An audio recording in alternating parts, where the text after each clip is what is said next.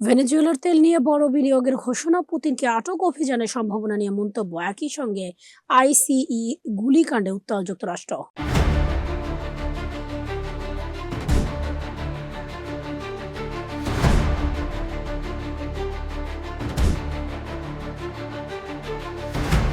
ভেনেজুয়েলার তেল খাতে যুক্তরাষ্ট্রের শত শত বিলিয়ন ডলারের বিনিয়োগের ঘোষণা, রাশিয়ার প্রেসিডেন্ট ভ্লাদিমির পুতিনকে আটক, অভিযানের সম্ভাবনা নিয়ে বিতর্কিত মন্তব্য এবং মিনেসোটা আইসি এজেন্টের গুলিতে এক নারীর মৃত্যুকে কেন্দ্র করে দেশ জুড়ে বিক্ষোভ। সব মিলিয়ে যুক্তরাষ্ট্রের অভ্যন্তরীণ ও বৈদেশিক রাজনীতিতে নতুন করে উত্তেজনা তৈরি হয়েছে। শুক্রবার ওয়াশিংটনে সাংবাদিকদের সঙ্গে কথা বলেন যুক্তরাষ্ট্রের প্রেসিডেন্ট ডোনাল্ড ট্রাম্প। হোয়াইট হাউসে শীর্ষ মার্কিন তেল কোম্পানি নির্বাহীদের সঙ্গে বৈঠকের পর তিনি ভেনেজুয়েলার জ্বালানি খাতে বড় ধরনের বিনিয়োগের ইঙ্গিত দেন। ট্রাম্প বলেন, এই উদ্যোগের মাধ্যমে বিপুল পরিমাণ অর্থ আয় হবে এবং এতে যুক্তরাষ্ট্র ভেনেজুয়েলা উভয় দেশই উপকৃত হবে। তার ভাষায়, আমরা কার্যত একটি চুক্তি করেছি। তারা শত শত বিলিয়ন ডলার নিয়ে ভেনেজুয়েলা যাবে এবং সেখানে তেল খনন ও উৎপাদন করবে। এটা ভেনেজুয়েলার জন্য ভালো, আবার যুক্তরাষ্ট্রের জন্য দারুণ। তিনি দাবি করেন, এর ফলে তেলের দাম আরো কমবে এবং মার্কিন কোম্পানিগুলো বড় অঙ্কে লাভ করবে।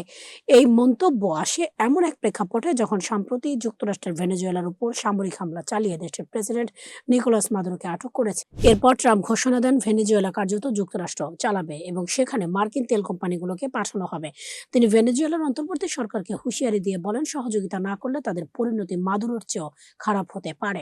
ভেনেজুয়েলার ইস্যুতে ট্রাম্পের এই অবস্থান বিশ্বজুড়ে ব্যাপক প্রতিক্রিয়া সৃষ্টি করেছে। ব্রিক্স জোটযুক্ত দেশ সহ গ্লোবাল সাউথের বহু রাষ্ট্র যুক্তরাষ্ট্রের এই পদক্ষেপকে আগ্রাসী আন্তর্জাতিক আইন লঙ্ঘন হিসেবে আখ্যা দিয়েছেন। এদিকে একই দিনে আলাদা এক প্রশ্নের জবাবে ইউক্রেনের প্রেসিডেন্ট ভলোদিমির জেলেনস্কির অনুরোধ, রাশিয়ার প্রেসিডেন্ট ভ্লাদিমির পুতিনকে আটক করতে কোনো বিশেষ অভিযান চালানো হতে পারে কিনা এই বিষয়ে ট্রাম্প বলেন, আমি মনে করি না এটা প্রয়োজন হবে। তবে তিনি সম্ভাবনাটি পুরোপুরি নাকচ না করে আন্তর্জাতিক কূটনৈতিক মহলে নতুন করে আলোচনা ও জল্পনা শুরু হয়েছে। বিশ্লেষকদের মতে, একদিকে ভেনেজুয়েলার তেল খাত ঘিরে যুক্তরাষ্ট্রের আগ্রাসী কৌশল, অন্যদিকে বিশ্ব নেতাদের নিয়ে এমন মন্তব্য, সব মিলিয়ে বৈশ্বিক রাজনীতিতে উত্তেজনা আরও বাড়তে পারে। এই বৈদেশিক উত্তেজনার মধ্যে যুক্তরাষ্ট্রের অভ্যন্তরে তীব্র অস্থিরতা দেখা দিয়েছে। মিনেসোটা অঙ্গরাজ্যের ইমিগ্রেশন অ্যান্ড কাস্টমস এনফোর্সমেন্ট আইসিই এর এক এজেন্টের গুলিতে নিহত রেনে নিকোল গুডকে স্মরণ করে শত শত মানুষ মোমবাতি প্রজ্বলন কর্মসূচি ও শান্তিপূর্ণ সমাবেশে অংশ নেন।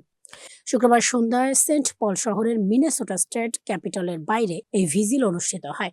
ঘটনাস্থলের ভিডিও ফুটেজে দেখা যায় অংশগ্রহণকারীরা আইসি আউট অব এমএন ও rest in peace Renee Good লেখা প্ল্যাকার্ড হাতে দাঁড়িয়ে আছেন। ধর্মীয় নেতারা বক্তব্য দেন এবং নিহতদের পরিবারের প্রতি সংহতি জানান। আওয়ার সেভিয়ার্স লুথেরান চার্চের পাস্ট মার্থা বার্ডওয়েল বলেন, আমরা ন্যায়ের দাবিতে এখানে এসেছি। আমরা চাই আইসি অবিলম্বে মিনেসোটা ছেড়ে চলে যাক এবং দায়ী কর্মকর্তাদের বিরুদ্ধে ফৌজদারি মামলা করা হোক।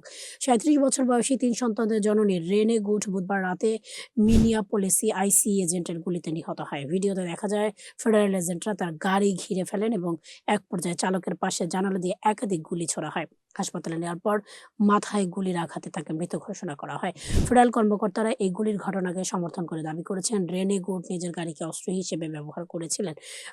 Homeland security secretary Kristi Noem ঘটনাটিকে ঘরোয়া সন্ত্রাসবাদের একটি কাজ বলে মন্তব্য করেছেন। প্রেসিডেন্ট ট্রাম্পও তার ট্রুথ সোশ্যাল অ্যাকাউন্টে রেনে গুডকে অত্যন্ত বিশৃঙ্খল আখ্যা দেন। তবে এসব দাবির কড়া সমালোচনা করেছেন মিনেসোটা গভর্নর টিম ওয়ালজ। তিনি বলেন, আমি ভিডিওটি দেখেছি, এই প্রচারণা যন্ত্রের কথা বিশ্বাস করবেন না। পূর্ণাঙ্গ ন্যায়সঙ্গত দ্রুত তদন্ত হবে। ঘটনার তদন্তভার বর্তমানে এফবিআই গ্রহণ করেছে। বিশ্লেষকদের মতে, ভেনেজুয়েলার তেল নিয়ে যুক্তরাষ্ট্রের কঠোর ভূরাজনৈতিক অবস্থান এবং অভ্যন্তরীণ আইসি গুলিকাণ্ড, এই দুই ইস্যু একসঙ্গে ট্রাম্প প্রশাসনের নীতি, মানবাধিকার প্রশ্ন এবং আন্তর্জাতিক দায়িত্ববোধ নিয়ে যুক্তরাষ্ট্র বিশ্বজুড়ে নতুন করে তীব্র বিতর্ক সৃষ্টি করেছে।